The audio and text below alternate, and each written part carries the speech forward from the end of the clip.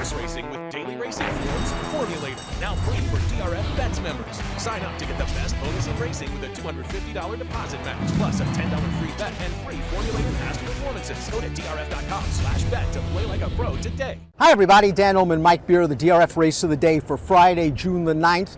Well, it's at beautiful Belmont Park where we are right now, getting set for the Belmont Stakes on Saturday. But the Friday race of the day is the Grade 1 New York. Fillies and mares going 1.25 miles on the inner turf. Before we take a look at the fields, you're going to want to head on over to shop.drf.com, up to 46% off selected items for the Belmont Stakes package. It's everything you need to win big on Belmont Stakes Day. Let's take a look at the field for the New York. You've got one of the best, if not the outright best, filly and mare turf horse in the country in here. It's Warlike Goddess. She's super.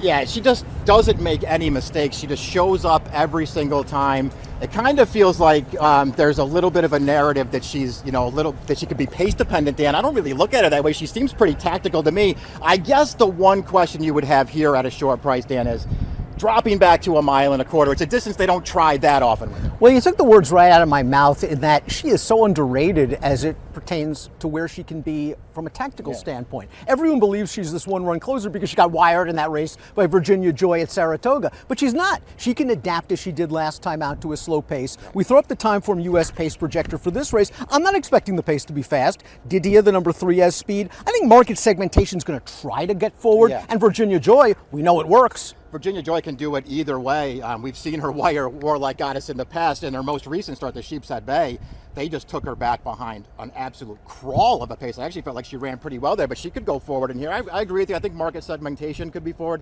Even one of Chad's other horses, Shantasara, I don't see why they wouldn't go forward with her in this race. I mean, I don't think the pace is going to be fast, but they might not be crawling. Another horse that can be tactical is the number 1, Flirting Bridge, who I think has been very visually impressive at times against weaker competition. Case in point, her North American debut last year in a first-level allowance. She didn't break. She must have swept 6-7 wide, and she won easily. She came off the layoff last time out at Keeneland, and there was a pretty good pace. She got close. She was just simply better than those horses at odds on. But I think it was a good prep for this. We'll find out if she's good enough. Yeah, I thought she ran fine in that race too. She did get a good trip in that race. She was supposed to win.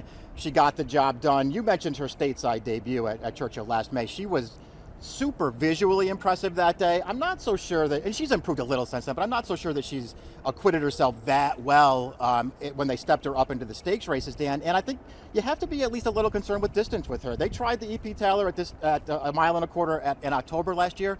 She ran fine that day, but she had no excuse, and she got beat by an inferior horse. Chad Brown not afraid to go after Warlike Goddess. He's got 4 in here, including Shantasara. And don't be worried about Shantasara stretching out in distance. This horse won the Jockey Club Oaks as a 3-year-old, back going 1 mile and 3/8. Her last start was the Modesty at Churchill Downs. She sort of chased outside. She wasn't as tactically placed as I felt she could have been in the early part of that race. And I think that she's going to be a lot closer this time around. I wonder if we've seen her best. She ran some very fast races, late as a 3-year-old, early at 4, and then the long layoff. Yeah, that's fair. And there were some issues going on too. There was the vet scratch going on in there, and then she came back last November at Keeneland and just ran a horrific race, finishing 5th in the Fall Harvest. But I felt like she showed signs that she had regrouped when she came off the layoff in her first couple of starts this year. I liked her Hillsborough win 2 starts back. I'm with you about her last race. When you handicap that race on paper, she was supposed to be forward in there, and for some reason, Flavien Prat just took her back early. She didn't run great, but I didn't think she got a great trip in there. I don't mind them stretching her back out in this race. I think she's a little interesting. The number 3, Didia, has won 7 races in a row, going back to when she was a multiple Group 1 winner in her native Argentina, 4 for 4 in North America. Her win last time out in the Modesty showed that she can be very tactically placed. You can put her anywhere. She's rock solid. She might come into this race a little bit underrated. Yeah, I think that's probably true. And I'll be honest, Dan, I didn't really buy into her in that Modesty last time, but she ran well again. Did she get a perfect trip in that race? Yes, she did. But she also ran another good one. She just keeps getting better every time they send her out there. She's going to be in a perfect spot here, but this is a tougher race. I'm very curious to see how market segmentation, the number 4, does, stepping up against the big girls, so to speak. Let's watch her most recent start. This is the Grade 3 Beaugay, and she got a very good trip. She was up close to a moderate pace, but she was also very visually impressive striding out in the stretch. I still think there's a ton of upside here. I like her tactical speed. Maybe she's the one, if Warlike Goddess stubs her toe, to sort of take the baton. Yeah, I agree with you. This is a significant step up in class for her as well. She also has that added distance to deal with. We'll see how she handles that. but she was awful good winning that bogey that we just watched there. Even 2 starts back, she just got it done in the Sand Springs.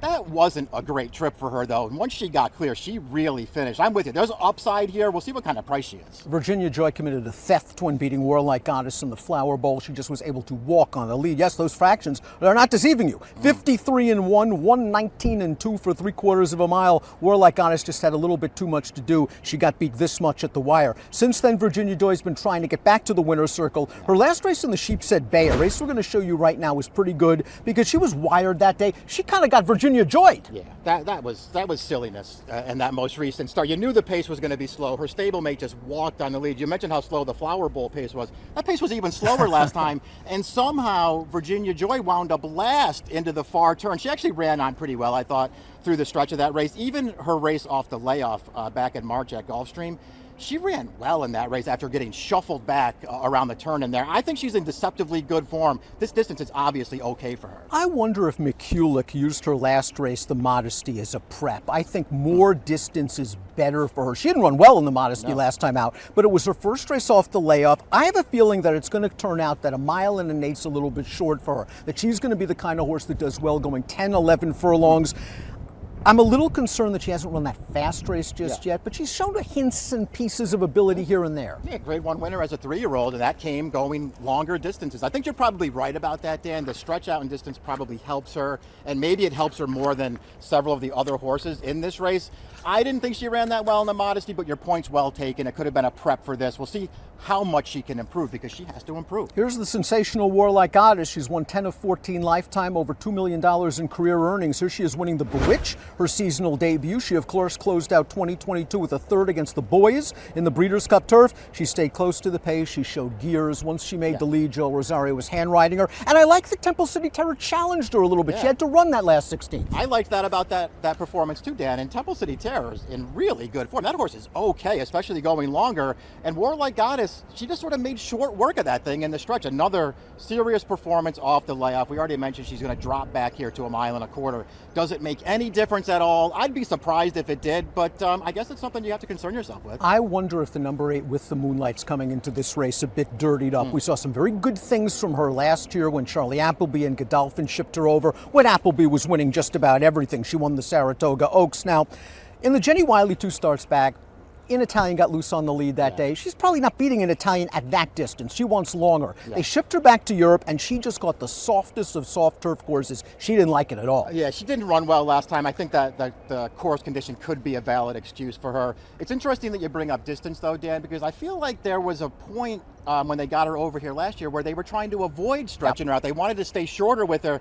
Maybe that's not the case anymore. What I like about her more than anything else is it seemed like in those first 2 starts in Dubai over the winter, she just seemed way handier to me. She had a tendency to get headstrong last year as a 3-year-old. She seems like she's over that now. If she can settle and work out the right trip here, I think she's pretty dangerous. Faced 2 next out winners in that most recent start, that Group 2 in England, and what a hardy horse. She's already run 4 times this year, twice in Dubai, once at Keeneland, once at Newmarket, and she'll be here at Belmont Park on Friday. Let's take a look, before we get to our top picks, please click the subscribe button on the Daily Racing Form YouTube channel for the latest DRF videos. Of course, it's Belmont Stakes Week. You're not going to want to miss a thing, so click the subscribe button. Now it's top pick time.